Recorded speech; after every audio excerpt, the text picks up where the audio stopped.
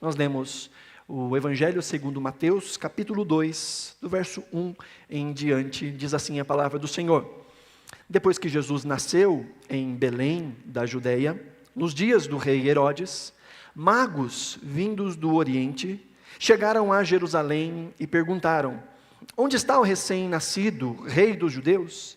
Vimos a sua estrela levantar-se e viemos adorá-lo. Quando o rei Herodes ouviu isso, ficou perturbado e com ele toda Jerusalém. Tendo reunido todos os chefes dos sacerdotes do povo e os mestres da lei, perguntou-lhes onde deveria nascer o Cristo. E eles responderam: em Belém da Judeia, pois assim escreveu o profeta. Mas você, Belém, da terra de Judá, de forma alguma é a menor entre as principais cidades de Judá, pois de você virá o governante que pastoreará o meu povo Israel. Então, Herodes chamou os magos secretamente e informou-se com eles a respeito do tempo exato em que a estrela tinha aparecido.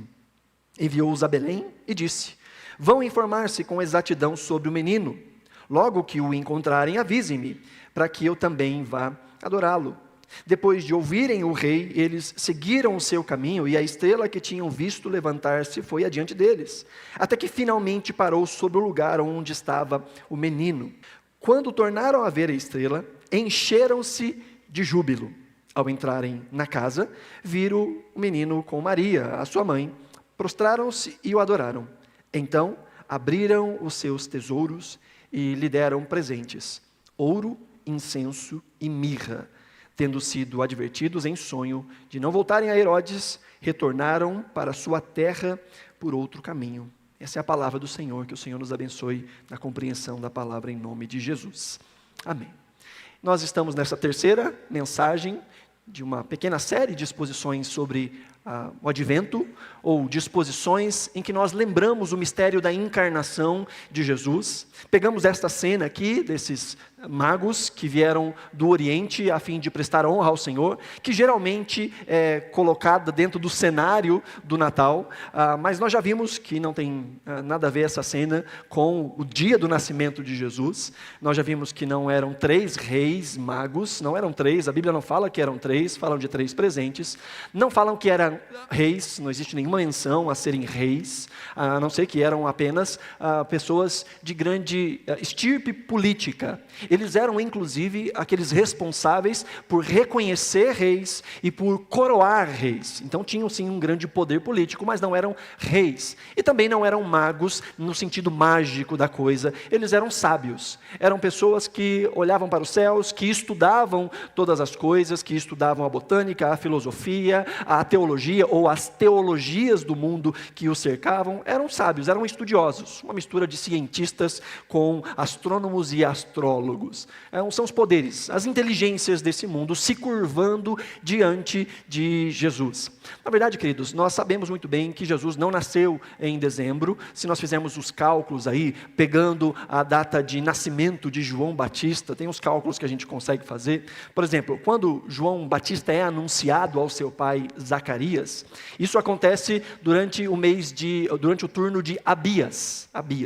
Isso que está escrito lá no início dos evangelhos de Mateus e de Lucas, que Zacarias estava ali entregando o incenso durante o turno de Abias. Se a gente volta lá para a 1 Crônicas, nós vamos ver que os levitas foram divididos em 24 turnos de adoração. Cada turno ao longo do ano durava 15 dias. Então cada um dos turnos tinham esses 15 dias. Como era o tempo de Abias para Zacarias, Zacarias, me segue aí, tá?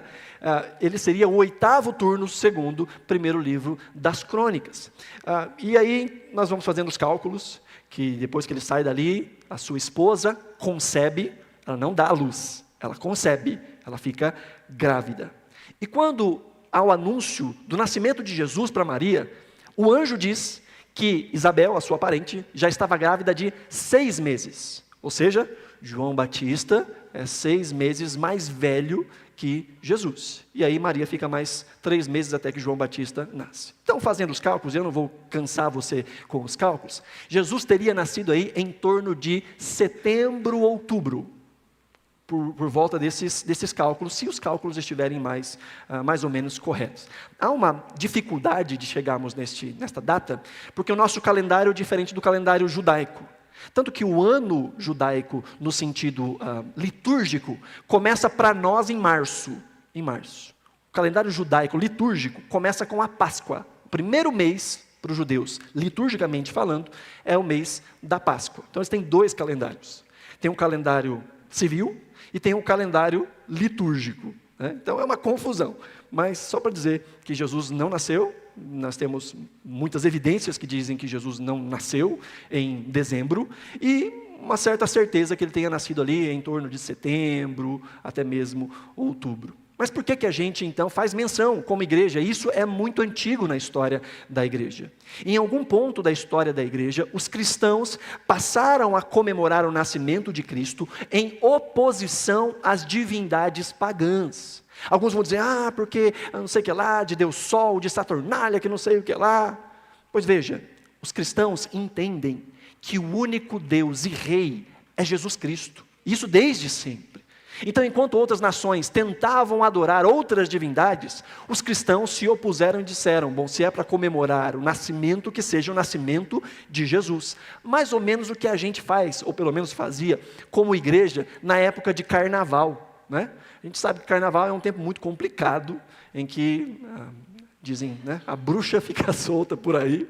E o que os cristãos fazem? Aproveitam, muitos cristãos, para entrar em retiro, em adoração, para fazer congresso, aproveitam esses feriados emendados para trazer um novo significado para esse momento de pausa. Então, consagram as suas vidas ao Senhor. Eles não estão comemorando o carnaval, estão aproveitando o tempo para fazer oposição ao carnaval. Foi isso que os cristãos fizeram no início, quando começaram então a celebrar o nascimento de Jesus, em oposição às festas e às liturgias pagãs. O final do ano é este momento em que nós temos a oportunidade de apresentar Jesus para gente que nunca gostaria de ouvir sobre Jesus. Este é o momento de nós nos assentarmos com as nossas famílias, de partilharmos do pão, de decorarmos a casa, de estarmos abertos para relacionamentos. E à mesa, assentados com os nossos queridos, lembrarmos de Jesus. É uma excelente oportunidade de pregarmos o Evangelho. O apóstolo Paulo, quando vai pregar em Atenas, ele vê várias imagens, e um altar escrito ao Deus desconhecido sem imagem nenhuma, e ele olha para aquele elemento cultural, e a partir daquele elemento cultural, ele faz uma ponte para o Evangelho, e ele diz àquelas pessoas, olha, vocês são tão piedosos, vocês são tão religiosos, que tem até um altar a um Deus desconhecido. Olha que legal, eu vim falar a respeito desse Deus desconhecido, que criou os céus e a terra, e que está todo mundo debaixo dele, que não tem ninguém maior do que ele. Então ele aproveita este momento, aproveita a cultura para então apontar para Jesus. E nós podemos e devemos exatamente fazer isso, aproveitar esse momento em que as pessoas estão com o coração mais aquecido, sim, também pelo consumismo, também querendo ganhar coisas, mas aproveitar esse momento em que Jesus volta à boca de gente que não costuma falar de Jesus, para que a gente possa apontar para Cristo, apontar para Jesus. E é o que nós temos feito como comunidade de fé, nessas semanas de advento, lembrando do nascimento de Jesus. Vimos que estes que aparecem aqui no texto, não vão aparecer no dia ou na noite em que Jesus nasceu. Muito provavelmente perto dos 2 anos de Jesus, é quando eles têm este encontro com Jesus. Então já desmistificamos toda essa cena, né, dos 3 reis magos na estrebaria, né? Não tem estrebaria, não são 3, não eram reis e magos de um outro sentido, de uma outra forma. Temos pensado que estes presentes, eles são emblemáticos, que esses presentes falam muito daquele que é presenteado. Era muito comum as pessoas nobres levarem presentes quando se encontrariam com outras pessoas nobres. Então estes sábios reconhecem que Jesus é um nobre, reconhecem que Jesus é um rei, tanto que chegam a Herodes perguntando onde nasceu o rei dos judeus. Pensamos a respeito do ouro como este símbolo da realeza, pensamos a respeito do incenso como este símbolo das orações que subiam no Antigo Testamento, que era apresentado pelo sacerdote, lembrando que Jesus é ao mesmo tempo sacerdote e ao mesmo tempo Deus. E hoje vamos pensar um pouco a respeito da mirra, mais um presente esquisito que foi dado para Jesus. Você tem alguma memória sobre alguma cena da sua vida relacionada a cheiro. Você sente um cheiro, isso te transporta para algum lugar. Tem um perfume que eu sinto o cheiro, que eu me lembro da época que eu estava no seminário. Né? Era o único perfume que eu tinha dinheiro para comprar naquela época, quebradinho. Né? Eu sinto aquele cheiro e eu lembro daquele tempo. E tem um cheiro, que é um cheiro meio de freada de carro, sabe? Quando o disco do carro, aquele cheiro de metal assim, eu sinto aquele cheiro. Me lembro de uma vez que eu devia ter uns 5, 6 anos, que eu fui a São Paulo com os meus pais. Eu não tenho muita memória não, só lembro de metrô e comer milho. E toda vez que eu sinto esse cheiro, principalmente eu estou atrás de um caminhão, tem aquele cheiro de frenagem de caminhão, isso me remete, metrô, São Paulo, milho. Né? Imagens que vêm na nossa cabeça com base em cheiros. É muito interessante pensar, e falamos um pouco sobre isso na última semana, como Deus, de maneira sábia, coloca em toda a celebração, em toda a liturgia judaica, elementos que são sinestésicos, ou elementos que são sensíveis, são sensitivos. A vida e a religião do povo de Deus do Antigo Testamento era recheada de cheiros, era recheada de sabores, era recheada de movimentos. Havia música, havia dança, havia comida, celebração com comida e bebida. Seja as gostosas, sejam as não tão gostosas. Na Páscoa, por exemplo, comiam ervas amargas, né? Molhavam numa aguinha com sal para se lembrar das lágrimas quando estavam no Egito. Então todos esses sabores, todos esses sentidos eram aguçados para lembrá-los da sua própria história, para lembrá-los daquilo que o Senhor fez no meio deles. Cheiros e sabores, mostrando que a fé, e assim deveria ser a nossa fé, ela não pode ser só um momento na nossa semana. A fé não pode ser só aquilo que acontece no domingo à noite. A fé tem que tocar toda a nossa vida. Nós temos que viver a fé. E viver a fé com os nossos, viver a fé com a nossa família. Que ao assentar à mesa crie memórias afetivas e espirituais. A hora que os filhos vão dormir, orar com o marido, com a esposa, com os filhos. Criar momentos para que nós possamos criar essa conexão, esse vínculo. Não somente com a fé, mas com os sentidos que o Senhor nos deu para enxergarmos a fé. E é muito legal pensar que dos presentes recebidos por Jesus, são presentes estes aromáticos, tanto o incenso quanto a mirra, eram usados na religião de Israel. E despertavam esse cheiro, despertavam esse sentido olfativo. Né? Quando pensamos a respeito aí da mirra, a mirra no mundo antigo, ela é datada aí do seu uso há cerca de 6 milênios antes de Jesus. É datado o uso de mirra.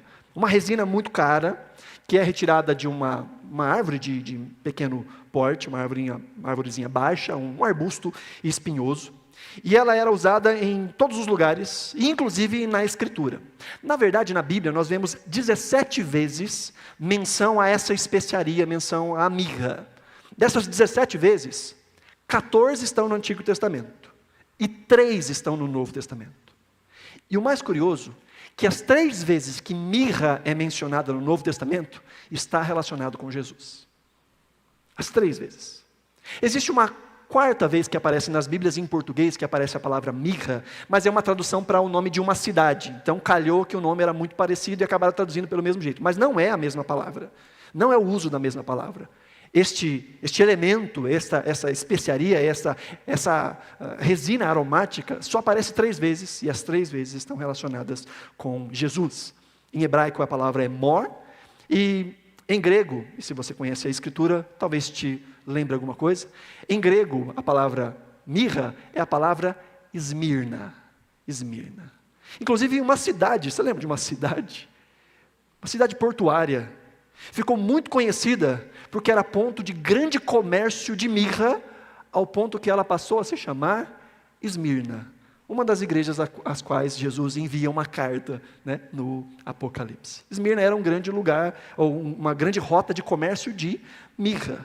E a mirra, então, tinha vários usos. E dentre os usos da mirra, vamos lá, nós tínhamos o uso cosmético, No mundo antigo, nós vamos ver inclusive na Escritura, o uso cosmético era usado para tratamento de beleza, e na Bíblia inclusive, lá em Ester capítulo 2, nós vemos que Ester, antes de ser recebida pelo Xerxes, pelo rei Xerxes, ela é colocada junto com outras meninas ali, para passarem por 1 ano de tratamento de beleza, antes de encontrarem com o rei. Diz o texto de Ester capítulo 2, verso 12, antes de qualquer daquelas moças apresentar-se ao rei Xerxes, devia completar 12 meses de tratamento de beleza, prescrito para as mulheres, 6 meses com óleo de mirra e 6 meses com perfumes e cosméticos. Antes do rei escolher a sua esposa, elas ficavam 1 ano de molho, né, na mirra e nos perfumes cosméticos, para ficarem impregnadas, para então o rei ter ali, escolher a sua esposa.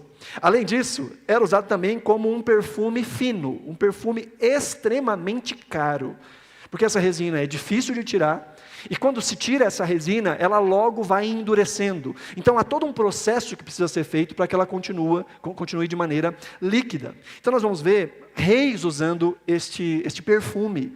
Nós vemos, por exemplo, no Salmo 45, se você quiser anotar para ler em casa depois, o Salmo 45 vai dizer que as roupas do rei cheiravam mirra. O tolo de Provérbios, capítulo 7, é enganado por uma mulher astuta que perfumou o seu leito com mirra. No Cântico dos Cânticos, nós vemos muito ali das trocas de palavras belas entre Salomão e a sua noiva, a Sulamita, e ali fala muito do cheiro de mirra.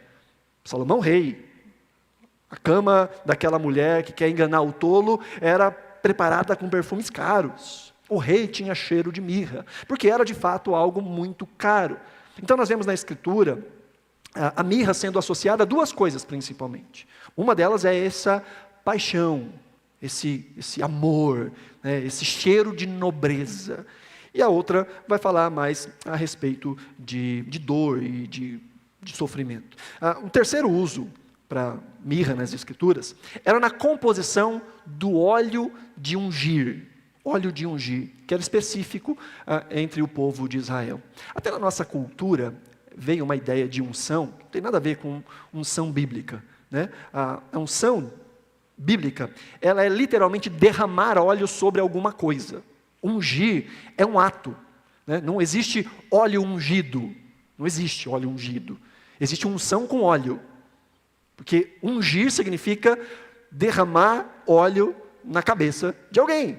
Tem até um salmo, né? Ó, quão bom e quão suave é que os irmãos vivam em união. É como o óleo que escorre pelas barbas de Arão, né? É a ideia de uma consagração, está derramando óleo. Então, no Antigo Testamento, nós vemos símbolos de unção. Muitas unções eram feitas com azeite puro, as unções comuns. Mas existia um outro tipo de unção, que era uma unção especial, que está registrada lá em Êxodo capítulo 30, em que Deus prescreveu um tipo de especiaria ou um tipo de óleo que deveria ser produzido com muitas especiarias. A primeira dessas especiarias era a mirra. Misturava mirra com cálamo, com muitas outras coisas, inclusive com azeite.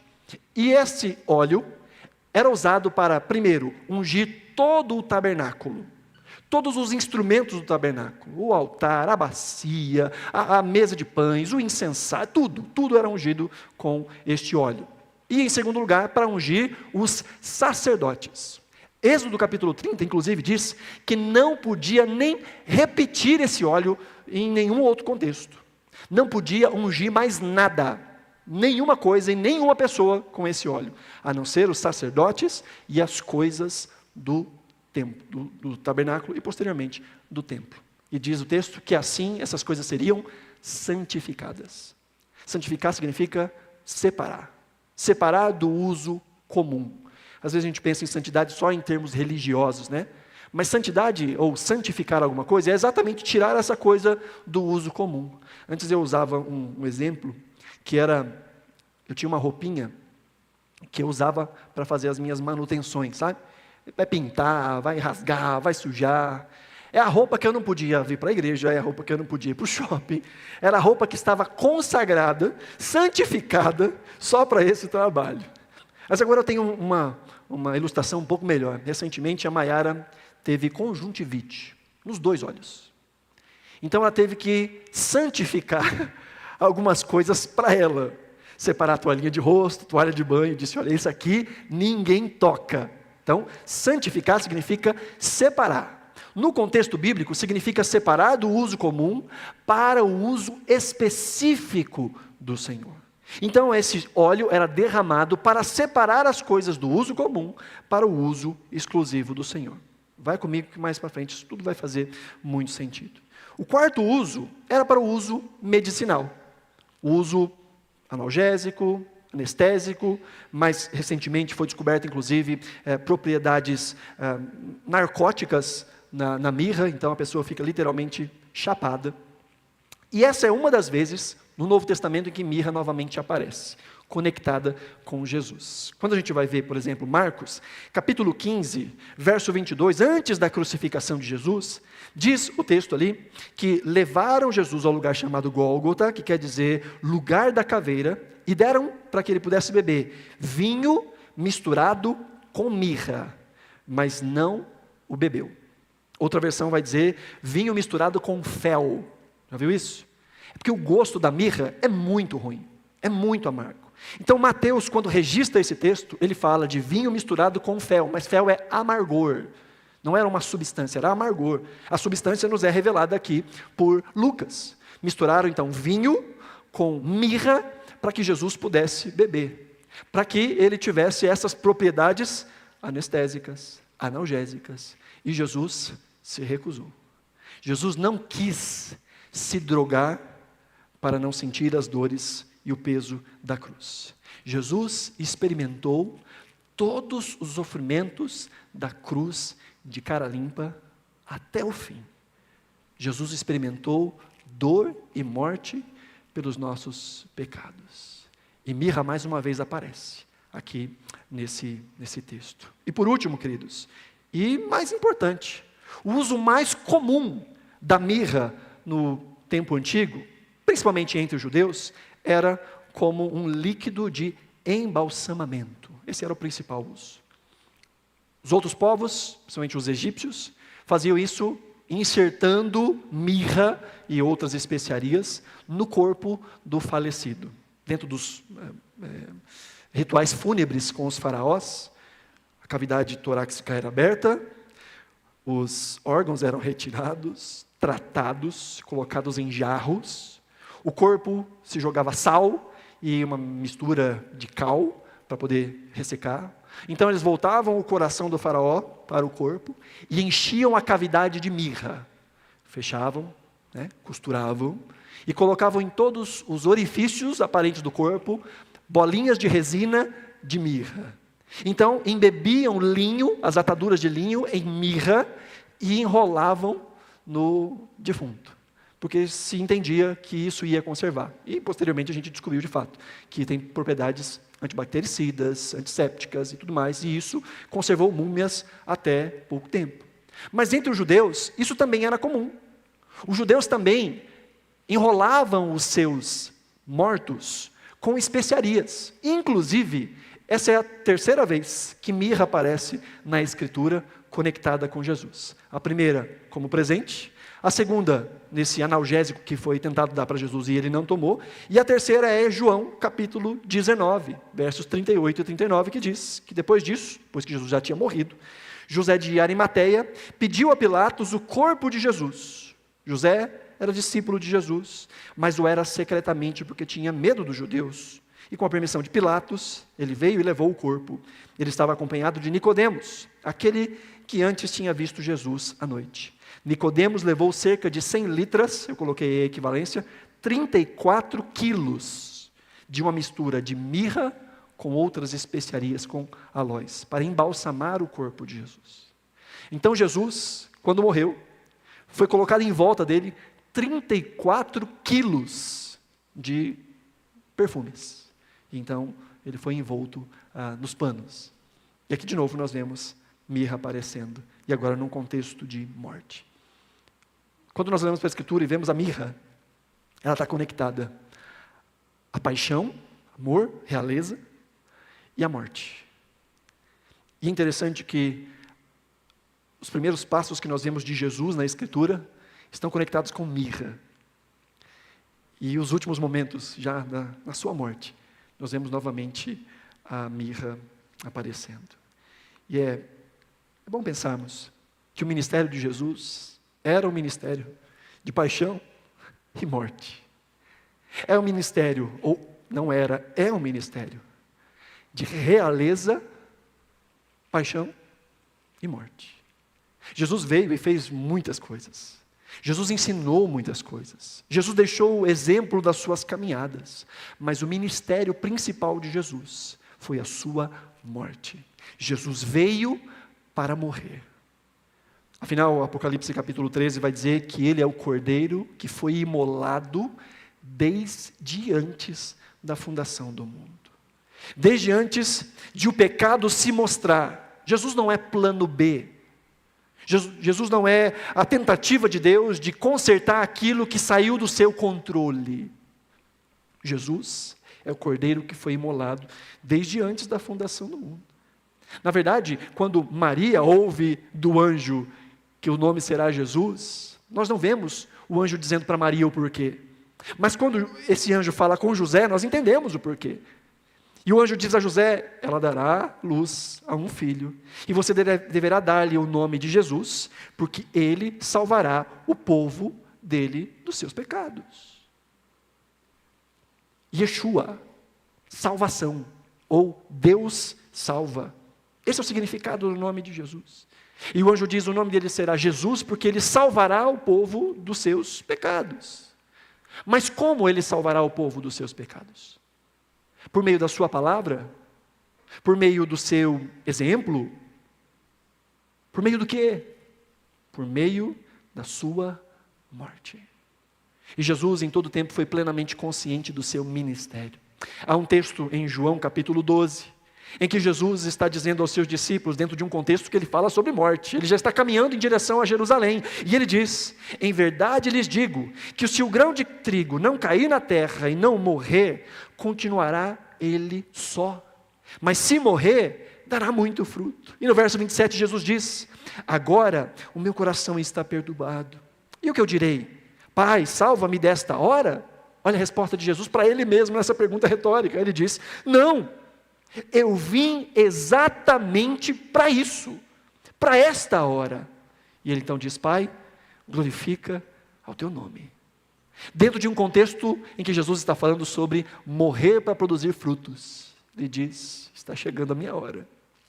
O meu coração, ele diz, está perturbado. Não é uma coisa fácil que vai acontecer. E ele diz: mas diante dessa perturbação, o que eu vou dizer? Eu vou dizer: Senhor, me tira daqui, me salva dessa hora. E ele diz: não, foi exatamente para isso que eu vim. Jesus curou muita gente. Jesus alimentou multidões. Jesus deixou grandes ensinamentos. Mas entenda uma coisa, queridos: ninguém é salvo pelo nascimento de Jesus. Ninguém é salvo pelos ensinamentos de Jesus. Ninguém é salvo pelo exemplo de Jesus. Nós só somos salvos pela morte de Jesus. É na morte de Jesus que salvação nos é garantida. E é importante nós falarmos isso nesses dias, porque Jesus não é meramente um grande mestre da moral, Jesus não é meramente alguém que tem bons exemplos para nos dar, boas palavras para confortar o nosso coração. Embora sim, Jesus tem todo o poder de fazer muito mais do que nós podemos pedir, pensar e imaginar. Sim, Jesus tem o poder de restaurar a família. Há poder no sangue de Jesus para curar o corpo, a mente, o coração. Há poder no sangue de Jesus para todas essas coisas. Mas salvação está na morte de Jesus. Jesus não é um mero milagreiro, não é um mero curandeiro. Jesus não é um mero psicólogo. Me desculpe os psicólogos, não tenho nada contra os psicólogos, eu amo os psicólogos. Mas Jesus não é só mais um psicólogo. Jesus não é mais alguém que veio falar boas coisas para guardar o seu coração. Jesus é o cordeiro que foi imolado desde antes da fundação do mundo. Ele veio para morrer. E diante dos três presentes, nós vemos a mirra, que está nesses contextos fúnebres, de embalsamamento. Fico imaginando José e Maria olhando para tudo aquilo. E esse negócio aí?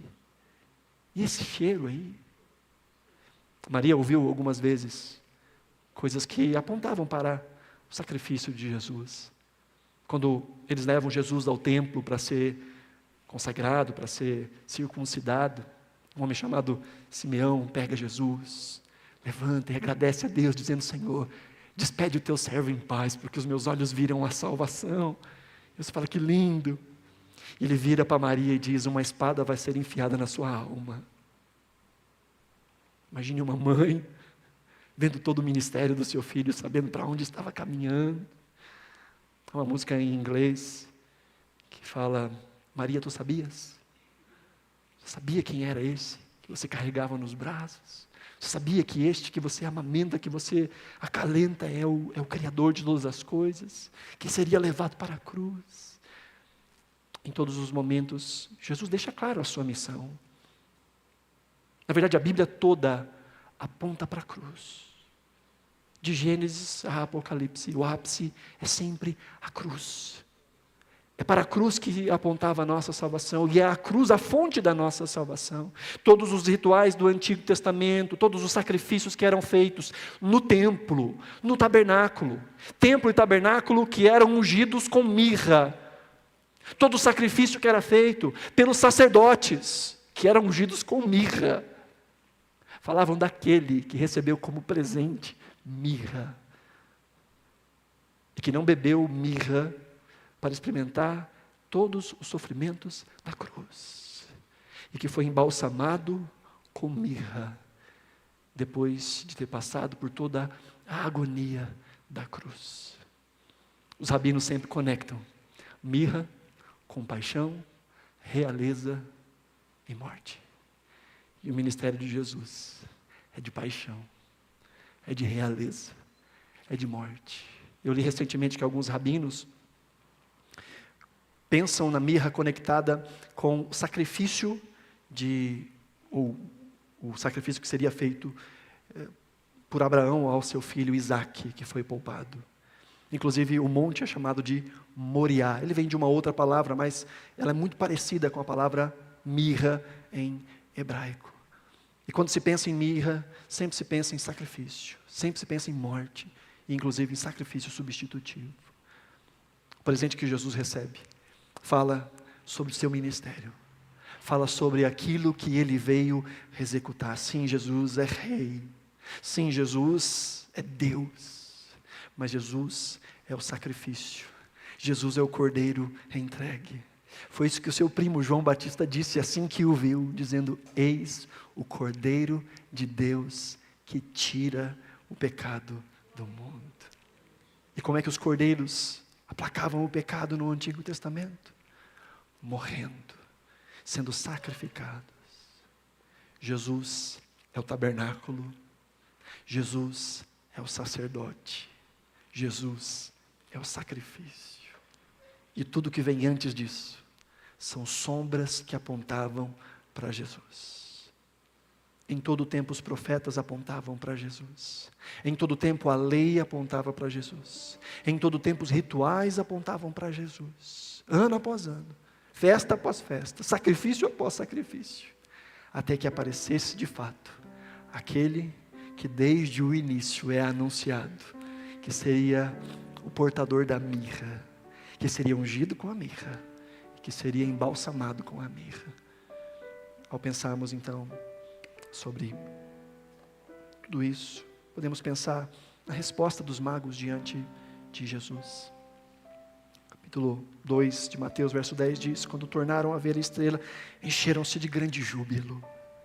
E ao entrarem na casa, viram um menino com Maria, a sua mãe, prostraram-se e o adoraram.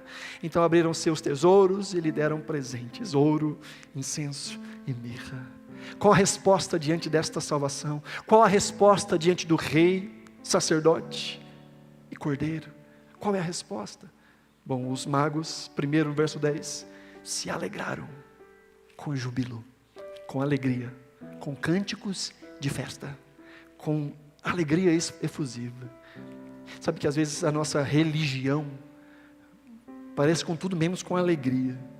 Ainda mais nos tempos que a gente está vivendo, num estilo musical evangélico que estão chamando aí de worship. em que é tudo música down, tudo música para baixo, os cristãos estão parecendo cada vez mais depressivos. Sim, há tempo de adoração, de contrição, de choro diante da presença de Deus, não estou criticando isso não. Mas faz parte da vida de fé a efusiva alegria diante da salvação. Nós precisamos celebrar mais, nós precisamos nos alegrar mais, nós precisamos dançar mais de alegria.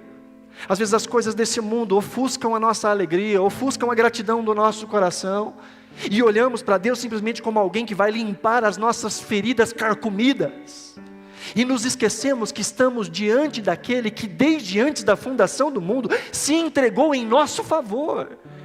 Isso deveria produzir no nosso coração alegria efusiva. Nisso a gente perde feio para os nossos irmãos africanos, né, Martim? Perde feio. Já viu o africano adorando? O Martim fica contido aqui para não ser, né? Para não ser hostilizado. Mas já viram os africanos adorando? É sem teclado muitas vezes, é sem violão, é no gogó, com tambores e com muita dança, com muita alegria. Sabe, final de ano em que nós pensamos no nascimento de Jesus, deveria encher o nosso coração de celebração, de júbilo, de alegria. A Bíblia nos diz em Lucas, que quando os anjos anunciaram aos pastores, eles cantaram com um grande coral. Júbilo, alegria, trazendo boas novas de grande alegria, que é para todo mundo, diziam os anjos. Alegria deveria habitar mais o nosso coração, e as nossas liturgias, e o nosso tempo de devoção próprio, em casa, ligar a musiquinha lá no Spotify, e dançar no quarto, na sala, e adorar a Deus. Sim, entregue as suas lágrimas, entregue a sua dor, mas entregue o seu sorriso, entregue a sua dança, entregue a sua alegria, entregue o levantar das suas mãos, entregue o seu glória a Deus, entregue o seu aleluia, entregue as suas palmas, entregue o dobrar dos seus joelhos. Ele é digno de toda expressão do nosso ser, do nosso corpo. Ele merece, diante do Messias, diante do Rei, sacerdote e Cordeiro, alegria. Mas não só alegria, o texto diz que eles se prostraram e adoraram. Mateus usa uma palavra muito peculiar aqui para adoração. Existem muitas palavras que são traduzidas por adoração na Escritura, mas Mateus usa a palavra proskuneo, que era uma posição em que se colocava o joelho no chão, as mãos espalmadas e a cara no pó. Era a posição de maior humilhação que um indivíduo podia ficar diante de outro. Era a posição que os vencidos na batalha ficavam diante daqueles que os venceram. Se colocavam no chão, dizendo: não tenho nada que eu possa fazer, tem misericórdia de mim. Diante de Jesus, eles se lançam em adoração. E nós estamos falando de gente grande, de gente que coroava rei, de gente que fazia com que os reis permanecessem nos seus postos. Mas diante da presença de Deus, não tem grande. Todos nós não somos nada.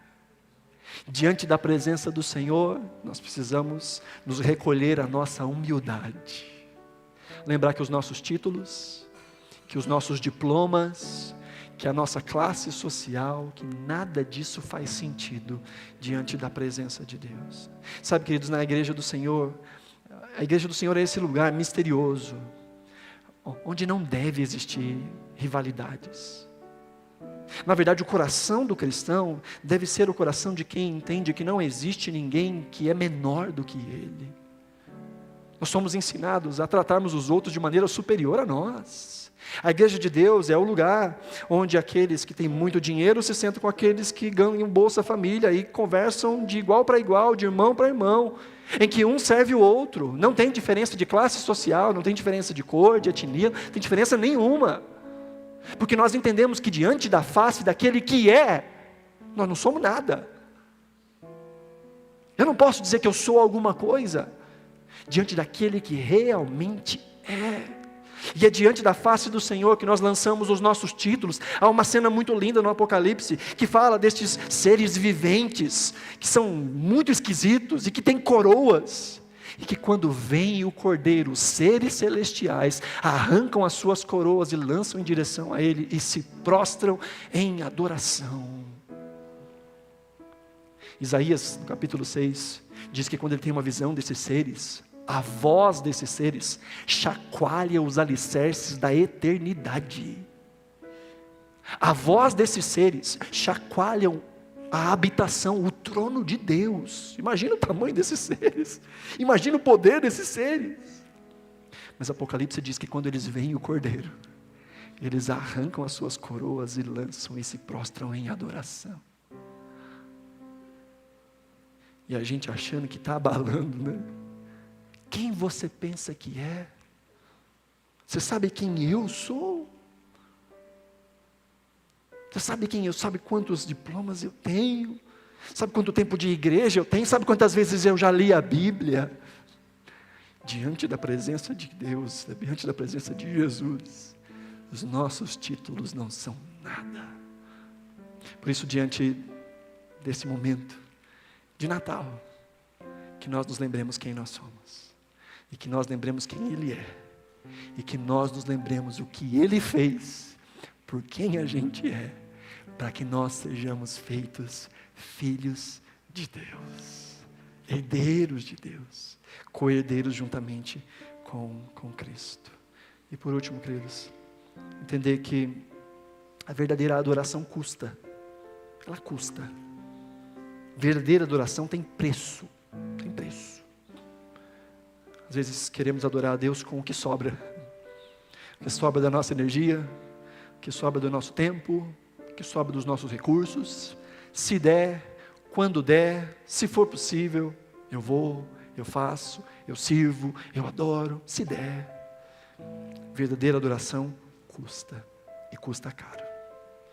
Custa às vezes a nossa dignidade, porque nós precisamos nos livrar das nossas dignidades, e às vezes somos até humilhados pela nossa adoração ao Senhor, somos zombados pela nossa adoração ao Senhor, mas custa. A Bíblia fala de sacrifício de louvor, custa tempo, custa forças, custa energia, custa talento, muitas vezes custa financeiramente, custa. Lutero dizia que existem 3 conversões que um cristão experimenta: a conversão da cabeça, a conversão do coração e a conversão do bolso. E ele diz: essa última é a mais difícil de todas, em que investimos em tantas coisas, gastamos dinheiro com tantas coisas, mas muitas vezes não gastamos com coisas que nos fazem conhecer mais a Deus. Gastamos dinheiro com tudo quanto é tipo de stream, para ver filme, para assistir série. Nada contra, eu assisto as minhas sériezinhas também. Mas livro a gente tem que ganhar. Se não ganhar, eu não compro. Não investe na sua vida espiritual. Não gasta tempo. Custa. Sempre vai custar, queridos. Que o Senhor nos ajude a entender isso. Há um preço. Não pela salvação. A salvação, o preço é Cristo. O preço é a morte de Cristo. Mas a adoração verdadeira custa. Custa em nós. E se a gente ficar esperando somente os momentos em que não nos custar, em que der, se der, quando sobrar, essa adoração não é o tipo de adoração que o Senhor merece. Amém? Ao Rei, sacerdote e Cordeiro imolado, Ele merece sempre, no mínimo, o nosso melhor. No mínimo. O melhor do nosso tempo. O melhor das nossas energias. O melhor dos nossos dons, talentos e recursos. Que o Senhor nos ajude a entender. Que haja alegria no nosso coração pela salvação. Mas que haja trabalho em honra àquele que desde antes da fundação do mundo já estava disposto a ser envolto pela mirra, a ser envolto pela morte, para que ao terceiro dia ressuscitasse. E nós ressuscitaremos com Ele. pelo poder da sua ressurreição. Se você puder, coloque-se de pé, nós vamos orar.